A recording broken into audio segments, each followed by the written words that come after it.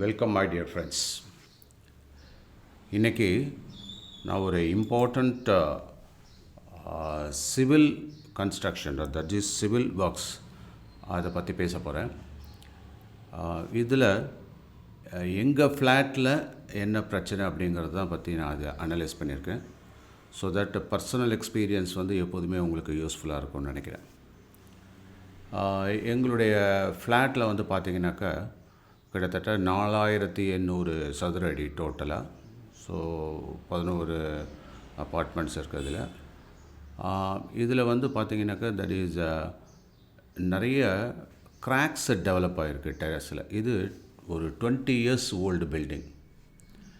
இந்த கிராக்கை அப்படியே விட்டோம்னா என்ன ஆகும் அப்படிங்கிறது எல்லாருக்குமே தெரியும். பட் இருந்தாலும் ஒரு விழிப்புணர்வு வரணும் அப்படிங்கிறதுக்காக இந்த வீடியோவை நான் ப்ரெசென்ட் பண்ணுறேன்.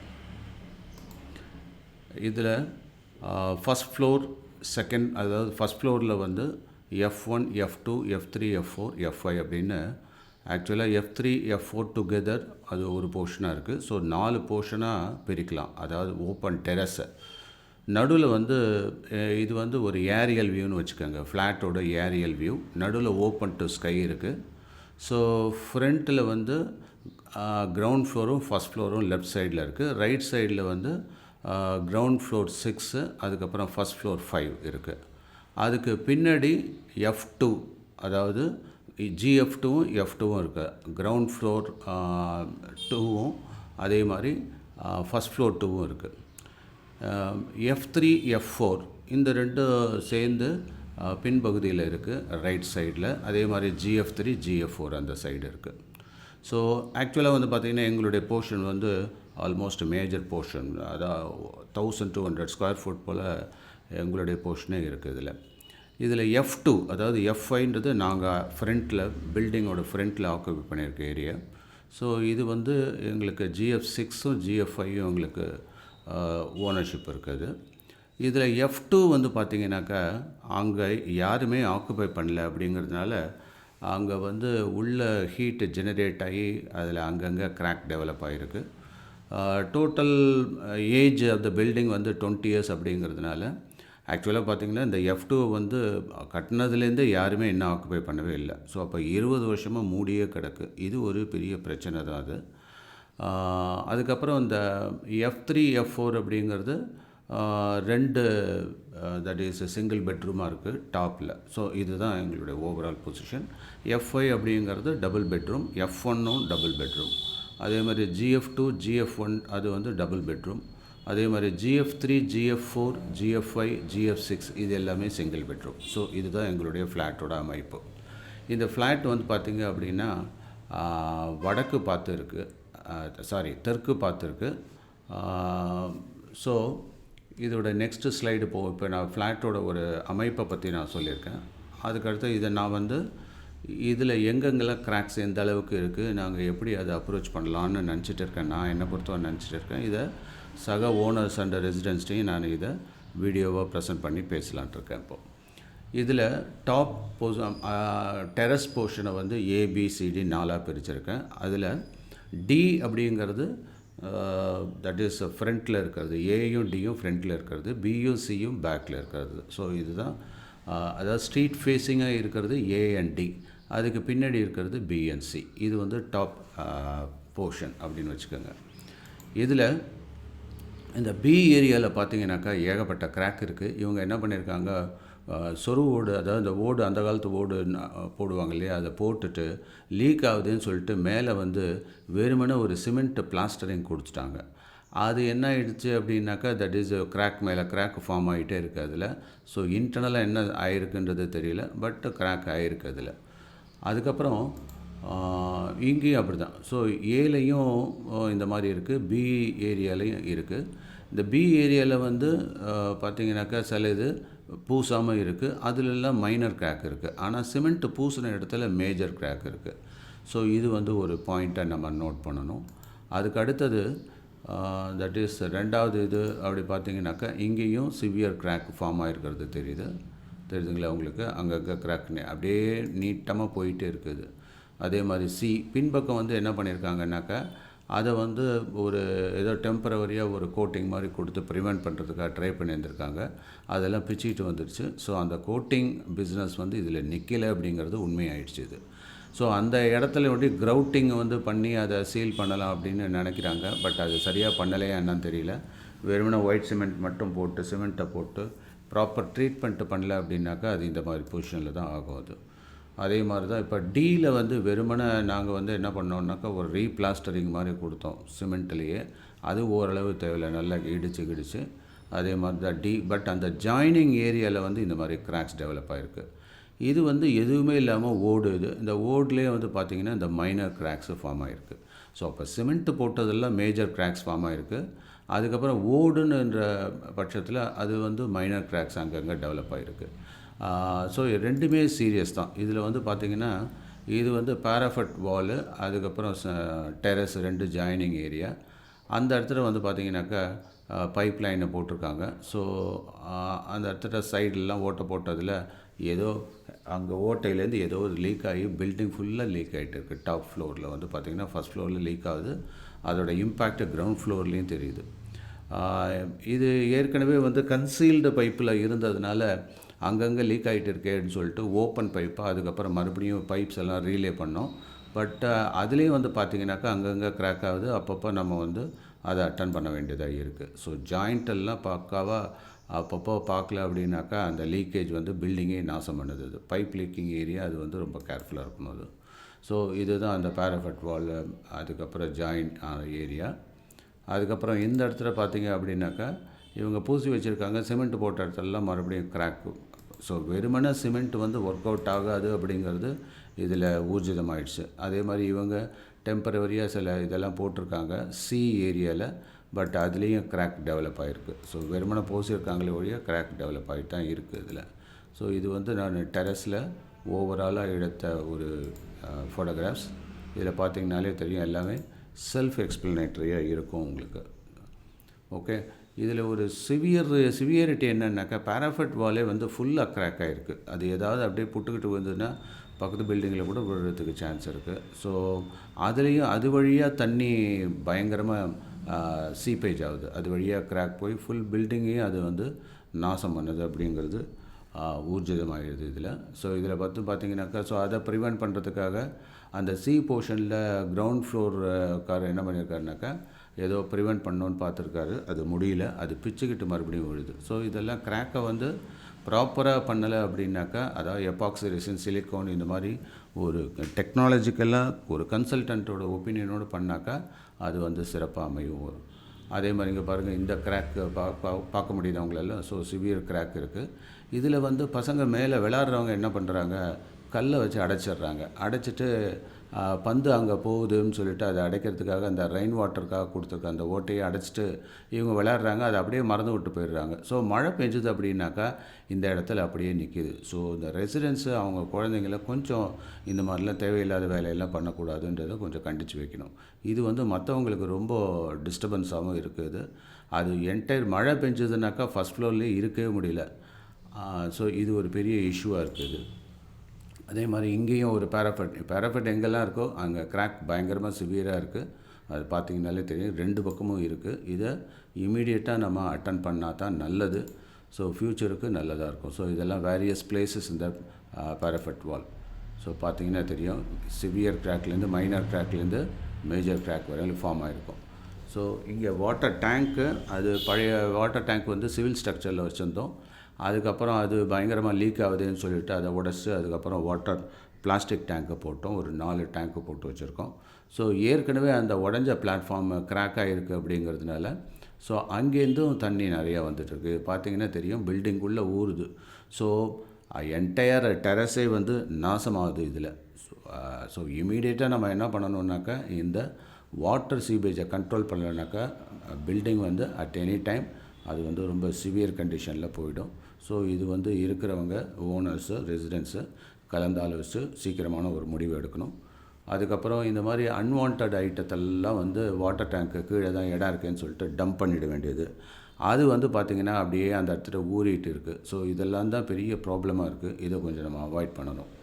அதுக்கு அடுத்தது தட் இஸ் கார்டனிங்லாம் வைக்கிறது நல்லது தான். பட் அது தண்ணி ஊறாமல் பார்த்துக்கணும் அது. ஸோ அப்பப்போ ப்ராப்பராக மெயின்டைன் பண்ணி பில்டிங்கில் வந்து தண்ணி ஊறாத அளவுக்கு அது கொண்டு வரணும். அதுக்கப்புறம் ஏதாவது மேலே சிவில் ஒர்க்கு பண்ணுறாங்க, இல்லாட்டினாக்கா வீட்டில் பண்ணுறாங்க, மேலே அந்த சேண்டை அப்படியே போட்டு போயிடுறாங்க. அந்த சேண்டே அடிஷ்னல் வெயிட் ஆகிடுது, குப்பம் குழுவமாக இருக்குது. இதை கொஞ்சம் அவாய்ட் பண்ணணும். ஸோ இது வந்து ஓவராலாக பார்த்திங்கன்னா அங்கங்கே பேட்சி ஒர்க்கு, அதாவது செக்ஷன் சி, இது சியோட ஏரியாவில் பிளாஸ்டரிங்கை அந்த க்ரௌட்டிங் பண்ணி ஏதோ ஒட்டியிருக்காங்க, பட் அது வந்து சரியாக நிற்கலை. அதே மாதிரி இது வந்து நான் முதல்ல சொன்னது பி ஏரியா, இப்போ இது வந்து சி ஏரியா. ஸோ சிலேயும் ஏதோ அவங்க ஃபுல்லாக பூசிட்டு மறுபடியும் ஏதோ ட்ரை பண்ணியிருக்காங்க. ஸோ அதுவும் சரியாக செட் ஆகலை.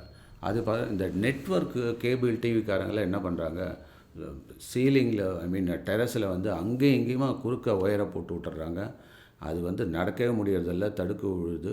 ஸோ அவங்கள்ட்ட நாம் கண்டித்து சொல்லிடணும், தட் இஸ் ஓரமாக தான் போடணும், இல்லைனாக்கா பில்டிங் ரவுண்ட் அபவுட்டாக வர மாதிரி ஏற்பாடு பண்ணிக்கணும். வழிய என்டையர் டெரஸை க்ராஸ் பண்ணி இந்த மாதிரிலாம் ஒயரு அவாய்ட் பண்ணணும். நீங்கள் கன்சர்ன்டு இதை பார்க்குற ஓனர்ஸ் அண்ட் ரெசிடென்ட்ஸு உங்களுடைய concerned TV cable operator, network ஆப்ரேட்டரை கூப்பிட்டு அந்த கேபிளை வந்து சரி செய்ய சொன்னாக்கா எல்லாருக்கும் நல்லதாக இருக்கும்.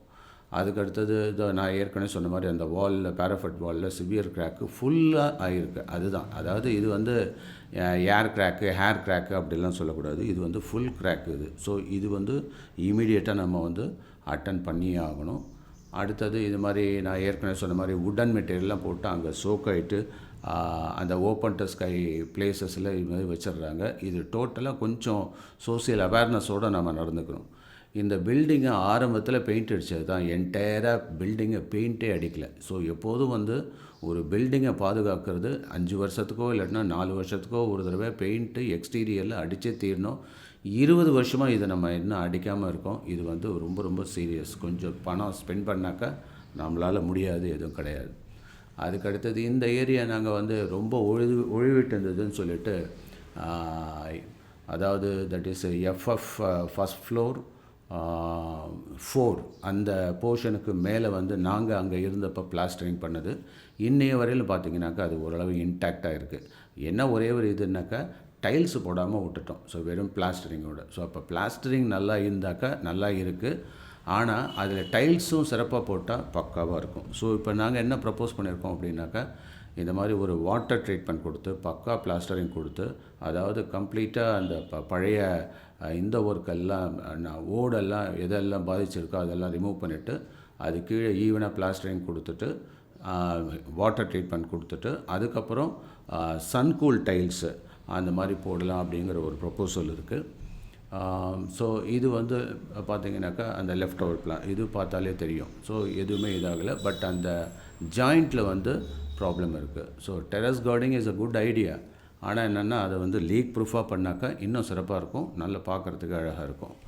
அதுக்கப்புறம் இது வந்து இந்த ஃப்ரண்ட் இந்த அடுத்த போர்ஷனில் இருக்கிறது. இது மாதிரி வேரியஸ் செக்ஷனல் ஏரியாவில் இந்த மாதிரி ஓவராலாக வரதுனால இது என்னென்னா கிரவுண்ட் ஃப்ளோரில் அது இது லீக் ஆகிருக்கு. ஆக்சுவலாக வந்து ஒரு மேடம் என்ன பண்ணுவாங்க, எஃப்எஃப் ஜிஎஃப் 5லேருந்து அடிக்கடி கம்ப்ளைண்ட் பண்ணிட்டு இருப்பாங்க. இது மாதிரி ஃபஸ்ட் ஃப்ளோரில் வந்து பாத்ரூம் லீக் ஆகுது, அதனால தான் அப்படின்னு சொல்லிட்டு. பட் பாத்ரூம் லீக் அது ஏற்கனவே போட்ட புது டைல்ஸ் தான். பட் இந்த டைல்ஸ் இப்போ ஃபிக்ஸ் பண்ணுறவங்க என்ன பண்ணுறாங்கனாக்கா, 2 டைலை ஒட்டுறப்போ அதை வந்து அந்த க்ரௌட்டிங் அது வந்து 3 mm கொடுக்குறாங்க. அது வந்து கேப் விழுந்துருது, அது இல்லாட்டினாக்கா சரியாக போடுறதில்ல. ஸோ அதனால தான் நான் எல்லா ஃபஸ்ட் ஃப்ளோரில் உள்ள அத்தனை பாத்ரூமுக்கும் நான் வந்து அந்த கான்ட்ராக்டர்கிட்ட பேசி வச்சுருக்கேன். ஸோ அவர் சரி பண்ணி தரேன்னு சொல்லியிருக்காரு. அவர் என்ன பண்ண போகிறாருன்னா, அதை ஒன்று டைல்ஸ்லாம் எது சிதைக்காமல் அந்த க்ரௌட்டிங் பண்ணிவிட்டு அந்த கேப்பில் வந்து எபாக்சி ரெசினை வந்து போட்டு அடைச்சிட்டாங்க அப்படின்னாக்கா இந்த வாட்டர் சீப்பேஜ் அப்படிங்கிறது டோட்டலாக அவாய்ட் பண்ணலாம். அதுக்கப்புறம் இன்டர்னலாகவும் சீலிங்கை ட்ரை பண்ணணும். அது சரிங்களா ஆப்ஷன்.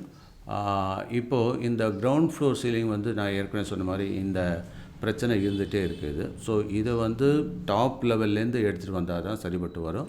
அண்டு பாத்ரூம்லேயும் வந்து அந்த க்ரௌட்டிங்கில் எபாக்சி ரெசின் போட்டாக்கா நல்லது. ஸோ அது நான் எங்கள் பில்டிங் எங்களுடைய போர்ஷன் ரெடி பண்ணுறப்ப அது பண்ண சொல்லியிருக்கேன். ஸோ தட் இந்த மாதிரி பிரச்சனை அவாய்ட் பண்ணலாம். ஸோ இது வந்து பார்த்திங்கனாக்கா கிரவுண்ட் ஃப்ளோரில் சிவியரிட்டி வந்து ஃபஸ்ட் ஃப்ளோரில் இது வந்து கிரவுண்ட் ஃப்ளோர் கிராக்கு. ஃபஸ்ட் ஃப்ளோர்லேயும் வந்து பார்த்திங்கனாக்கா இந்த மாதிரி சிவியர் கிராக் சீலிங்கில் இன்னரில். ஸோ அங்கங்கே இது என்னென்னா இந்த டெரஸ்னால் வந்தது. இது என்ன வால்லையும் வர ஆரம்பிச்சிருச்சு. ஸோ இது வந்து ரொம்ப டேஞ்சரஸுங்க. இது ஹியூமிடிட்டி பிரச்சனையினால் வருது. இது தண்ணி அப்போ பில்டிங்கில் டாப்பில் தங்கிக்கிட்டே இருக்குது, சைட் வால்லையும் வருது. இது என்டையர் ஸ்ட்ரக்சரை வந்து என்றைக்காக ஒரு நாள் ரொம்ப அஃபெக்ட் பண்ணும். இதெல்லாம் சைட் வால், அதாவது ஃபஸ்ட்டு ஃப்ளோரோட சைட் வால். அவங்கவுங்க போர்ஷனில் உள்ளது உங்களுக்கே தெரியும் எந்த அளவுக்கு டேமேஜ் ஆகிருக்குன்றது. ஸோ இதுவும் பார்த்திங்கனாக்கா அந்த ஓரத்தில் அந்த மாதிரி இருக்குது, 2 ஜாயின் ஆகிற இடத்துல. ஸோ இதெல்லாம் வேரியஸ் போர்ஷன்ஸு. இதெல்லாம் ஃபஸ்ட் ஃப்ளோரு. இது ஃபஸ்ட் ஃப்ளோரில் அந்த சைட் வால்லே எப்படி கிராக் ஆகிருக்கு பாருங்கள். இது just below the water tank இது. ஸோ இது என்ன பண்ணலாம் அப்படின்னு இருக்கோம்னாக்கா, this is the proposed terrace work, repair work. Removal of old terrace tiles, அதை வந்து without affecting the present concrete. இந்த பேரண்ட் காங்க்ரீட் அஃபெக்ட் பண்ணாமல் இந்த ஓல்டு டெரஸ் ஓடெல்லாம் இருக்குல்ல, அதை வந்து ரிமூவ் பண்ணிவிட்டு அதுக்கப்புறம் பக்கா plastering with water proof chemical பண்ணிவிட்டு அதுக்கப்புறம் என்னன்னாக்கா லேயிங் சன்கூல் டைல்ஸு. ஸோ இங்கே வந்து நாங்கள் மேனுஃபேக்சர்கிட்டே அப்ரோச் பண்ணிட்டோம். ஸோ க்ரோக்கோ டைல்ஸ்னு சொல்லிட்டு அவங்க வந்து அவங்களுடைய டெக்னிக்கல் பர்சன்ட்டை கிட்டத்தட்ட ஒரு 4-5 செட்டிங் நான் உட்காந்து பேசிட்டேன். அவங்க வந்து பக்காவாக ஹெல்ப் பண்ணுறேன்னு இருக்காங்க. ஸோ அவங்களே அவங்களுடைய டெக்னிக்கல் பர்சன்ஸை கூப்பிட்டு இது மாதிரி இது அதை நல்லா சரிபடுத்தி கொடுக்கணும் அப்படின்றதுக்காக சொல்லியிருக்காங்க. அதுக்கப்புறம் civil work on inner ceiling. So அதுவும் உள்பக்கமாக அந்த சிவில் ஒர்க்கும் செலக்டட் ஏரியாவில் எங்கெங்கே கிராக் ஆகிருக்கு அப்படிங்கிறத பார்த்து பண்ணிட்டு இருக்காங்க. அதுக்கப்புறம் all cracks will be arrested. எங்கெங்கெல்லாம் கிராக்ஸ் இருக்கோ அதை வந்து எபாக்சி ரெசினை இன்ஜெக்ட் பண்ணி அந்த க்ரௌட்டிங் பண்ணி ப்ராப்பராக அதை வந்து அரெஸ்ட் பண்ணிடுறேன். ஸோ இப்போது கிராக் எங்கே இருந்தாலும் அதை அரெஸ்ட் பண்ணுறதுங்கிறது அது வந்து ரொம்ப இம்பார்ட்டண்ட்டான ஆஸ்பெக்ட். இது வந்து full details of repair work. இது அதுக்கப்புறம் பிடிஎஃப் அனுப்பிச்சிருக்கேன், அதில் பாருங்கள். அதுக்கப்புறம் இதுவும் கம்ப்ளீட் ஒர்க்கு. ஸோ இது வந்து கிட்டத்தட்ட 1 ஸ்கொயர் ஃபீட்டுக்கு இது ஸ்பேஸர்லாம் பக்காவாக வச்சு பண்ணுறோம். இது டோட்டல் ஏரியா வந்து இப்போ ப்ரப்போஸ் வந்து 4800 ஸ்கொயர் ஃபீட்டு. ஸோ யார் யாருக்கு இன்ட்ரெஸ்ட் இருக்குன்னு தெரியல, ஆனால் எல்லோரும் சேர்ந்து பண்ணாக்கா இது வந்து எஃபெக்டிவாக இருக்கும். இப்போ எங்கள் வீட்டில் எங்கள் போர்ஷனில், அதாவது நான் சொன்ன அதாவது FF5க்கு மேலே அது கிட்டத்தட்ட நாங்கள் ஒரு மேஜர் போர்ஷன் 1/4 போர்ஷன் எங்கள் டெரஸே இருக்குது. அப்படிங்கிறதுனால வேறு வழியே இல்லாமல் நாங்கள் வந்து பண்ணுற மாதிரி ஆகிப்போச்சு. ஏன்னா எங்கேயுமே எங்களால் மழை காலத்தில் இருக்க முடியல. ஸோ அப்படிங்கிறதுனால நாங்கள் என்ன பண்ணிட்டோம் அப்படின்னா, அதை வந்து கன்ஃபார்ம்டாக இன்னும் ஒரு கப்புள் ஆஃப் டேஸில் ஸ்டார்ட் பண்ணலாம் அப்படின்ற மாதிரி இருக்கும். ஸோ இதுக்கான அப்ராக்சிமேட் காஸ்ட் வந்து 145 ருபீஸ். பட் 145 ருபீஸை போட்டிருக்கோம் அப்படின்னாலும் அதில் ப்ளஸ் ஆர் மைனஸ் இருக்கலாம். Then number of days required வந்து ஒரு 15 to 20 டேஸ். இது வந்து ஓவரால் ப்ராஜெக்ட்டுக்காக. சப்போஸ் எல்லோரும் சேர்ந்து பண்ணாக்கா இதை சக்ஸஸ்ஃபுல்லாக என்டையர் ஃப்ளாட்டை பண்ணிடலாம், பர்ஃபெக்டாக இருக்கும். ஃபஸ்ட் ஃப்ளோரில் இந்த மாதிரி அந்த ஓவர் ஹீட்டு இதெல்லாம் இருக்காது. அதோடு இல்லாமல் லீக் ப்ரூஃப் ஆகிடும். இது ஃபஸ்ட் ஃப்ளோர் மட்டும் பெனிஃபிஷியரிஸ் இல்லை, இது வந்து ஆல்மோஸ்ட் என்டையர் பில்டிங்கே நம்ம சேவ் பண்ணிட்டோம். இன்னும் ஒரு 15 வருஷத்துக்கு சாலிடாக பிரச்சனை இல்லாமல் இருக்கும். இது அப்படியே விட்டோம்னா பிரச்சனை தான் எல்லாருக்கும். ஸோ இருந்தாலும் எங்களுக்கு அர்ஜென்சி அப்படிங்கிறதுனால, ஏன்னா மழை காலம் வரப்போகுதுங்கிறதுனால நாங்கள் already taken a decision. So எங்கள் போர்ஷனில் பண்ணலான்னு இருக்கோம். ஸோ யார் யாருக்கு இன்ட்ரெஸ்ட் இருக்கோ சொல்லுங்கள். ஸோ இந்த பேசிஸில் உங்களுக்கும் எக்ஸ்டெண்ட் பண்ணுறோம். பட் ஃபஸ்ட் ஃப்ளோருக்கு தான் இது வந்து பிரச்சனைன்னு நினைக்கக்கூடாது. இது எல்லாருக்குமே பிரச்சனைன்னு நினச்சி எல்லோரும் ஷேர் பண்ணி பண்ணாங்கனாக்கா எல்லாருக்கும் சிறப்பு. இப்போ நான் வந்து மற்றவங்க ஷேர் பண்ணலை அப்படிங்கிறதுனால நானே இப்போது டபுள் காஸ்ட் ஆகுது எனக்கு. ஸோ எல்லோரும் பண்ணிங்கன்னா நல்லது. அப்படி பண்ண முடியலன்றவங்க, இல்லாட்டினா ஃபஸ்ட் ஃப்ளோரில் ஃப்ரண்ட்டில் எங்கள் பக்கத்தில் உள்ளவங்க அவங்க மட்டும் பண்ணணும், இல்லாட்டினாக்கா பின்னாடி உள்ளவங்க அவங்க மட்டும் பண்ணணும்னு நினச்சிங்கனாக்கா ஸ்கொயர் ஃபுட் ரேட்டில் அதை பண்ணிக்கோங்க. ஸோ 145 ருபீஸ் ஆகுது. இன்ட்ரெஸ்ட் இருந்ததுனாக்கா என்கிட்ட கால் பண்ணி கேட்டு தெரிஞ்சுங்க. And we are proceeding our repairing work.